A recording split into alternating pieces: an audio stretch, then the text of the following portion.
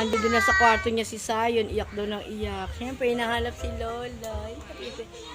Ay, kasama niya kuya niya. Maski siya si Ate Lexi niya. Oh.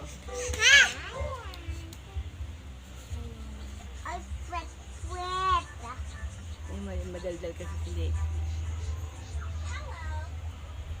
Baby! Ding-ding-ding daw. Kit-kit niya. No? Ay, pinakamlave. Love ni Lola yan eh. Oh, yung pinakamaliit na. May nakit-kit. Oh. Hindi pa lang hihiga sa bed ng ate kasi bawal. Bawal siya sa bed mo. Kasi maliit lang yan, oh. Single na makapal lang yan. Maiksi pa sa single yan, pero ano, malapad. Huwag hawak sa ulo si baby. Ayoko, ha. Magagalit ako. Yung mga balls niya, hindi pwedeng ilabas kasi dinidila niya. Kaya kailangan sinasabon everyday.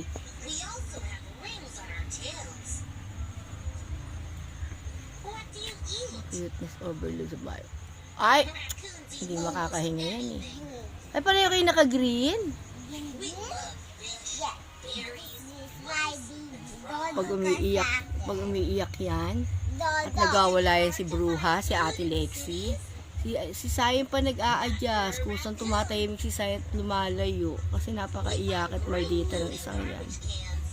Awa naman yung baby boy namin. Ang liit-liit pa. 9 months pa lang yun. Nagpapasensya na sa atin yung 4 years old. Kasi napaka-impacta ng atin niya. Nye. Tuntuhan na naman siya. Makalola po yan. Maka-ate din. Talaga, iniaaway mo nga siya eh. Baby! Sabi po. Sabi ka daw. Pak. Pag nawak yung face, nagagalit siya. Makangagat yan. Sige. Lexi.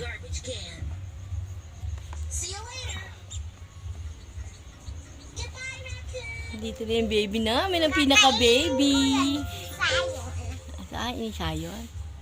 Oo, bawal yan. Magagalit ate mo. Pwede bang pukpukin yung TV ni Alexandra? Pwede niya bang pukpukin, ate? No. Tiger wants to eat you. Oh.